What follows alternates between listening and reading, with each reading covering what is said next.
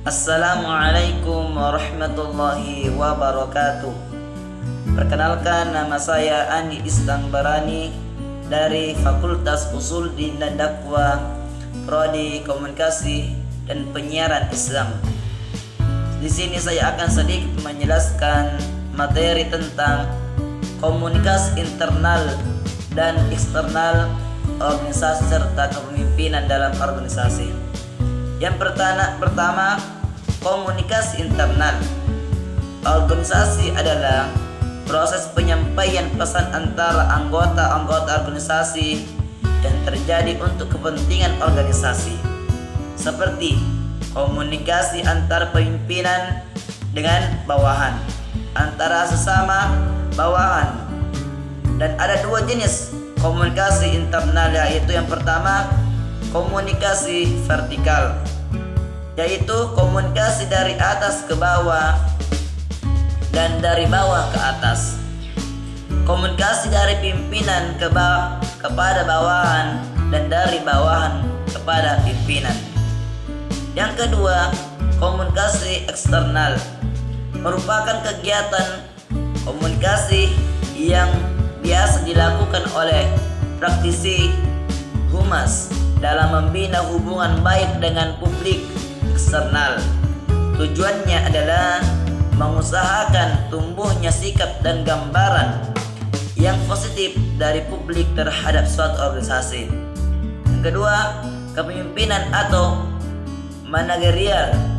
Kepemimpinan merupakan proses interaksional yang membantu orang dalam organisasi mengelola lingkungan mereka. Ada beberapa pendekatan mengenai kepemimpinan. Adapun beberapa pendekatan tersebut diantaranya yaitu: pertama, pendekatan pemimpin yang baik adalah dilahirkan. Yang kedua, pendekatan gaya terbaik seorang. Yang ketiga, pendekatan kontekstual. Kepemimpinan juga memiliki jenis-jenis peranan. Sebagai komunikator, seseorang pemimpin organisasi, manajer, atau administrator harus memilih salah satu berbagai metode dan teknik komunikasi yang disesuaikan dengan situasi pada waktu komunikasi dilancarkan. Sebagai komunikator, seorang manajer harus penyampaian yang pesannya kepada peranannya yang sedang dilakukan.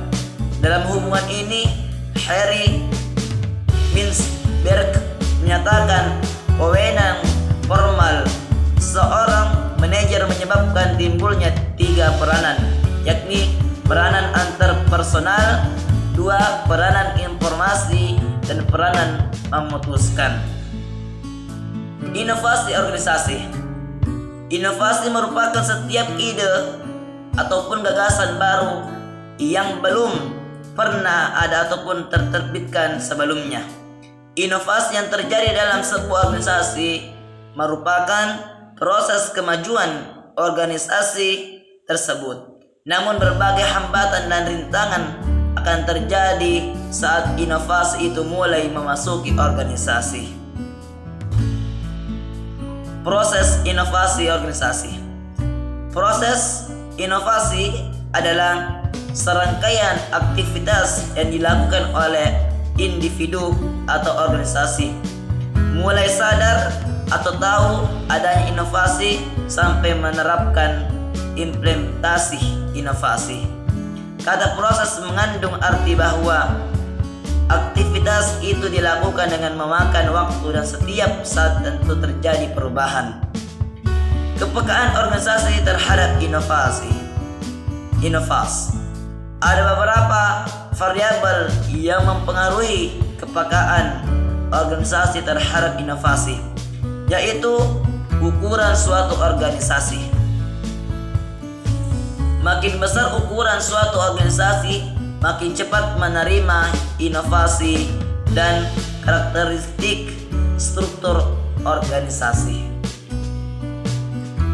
Dorongan eksternal yang mendorong organisasi untuk mengadakan perubahan berasal dari lingkungan umum organisasi.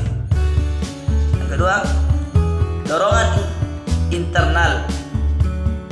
Pada dasarnya, dorongan internal berasal dari dalam organisasi itu sendiri.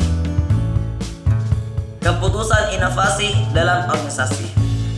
Pengambilan keputusan dalam suatu organisasi sangat penting karena menyangkut masa depan organisasi. Apakah keputusan itu membawa keberhasilan ataukah kegagalan dikarenakan kesalahan dalam mengambil keputusan. Tipe-tipe pengambilan keputusan inovasi dalam organisasi, yaitu keputusan otoritas. Yang kedua, keputusan kolektif. Dan ada beberapa elemen yang dibutuhkan untuk membuat sebuah perubahan. Elemen tersebut adalah ide, kebutuhan, adopsi, implementasi, dan sumber daya. Budaya dan iklim organisasi. Budaya organisasi adalah keseluruhan dan simbol, peristiwa, tradisi, standarisasi oleh perilaku verbal dan non-verbal, cerita rakyat atau ritual yang memberi organisasi ciri-ciri atau kepribadian. Budaya organisasi bersumber dari pendirinya, karena pendiri dari organisasi tersebut memiliki pengaruh besar akan budaya awal organisasi, baik dalam hal kebiasaan atau ideologi. Budaya organisasi memainkan peran sentral dan merasap di dalam segala dinamika organisasi, dan mereka melayani banyak fungsi penting komunikasi bagi mereka yang membuat dan berpartisipasi dalam organisasi. Fungsi-fungsi ini meliputi pertama, memberikan orang yang ada di dalam organisasi merasa memiliki identitas individual dan identitas kolektif. Yang kedua, kontribusi untuk mengembangkan struktur dan kontrol. Ketiga, membantu anggota berkenalan dengan kebiasaan dan tradisi organisasi. Keempat, memupuk keterpaduan di antara organisasi. Iklim organisasi. Iklim organisasi adalah atmosfer atau nada suara para anggota tentang pengalaman organisasi selama mereka melakukan rutinitas kesehariannya. Faktor-faktor yang mempengaruhi iklim organisasi.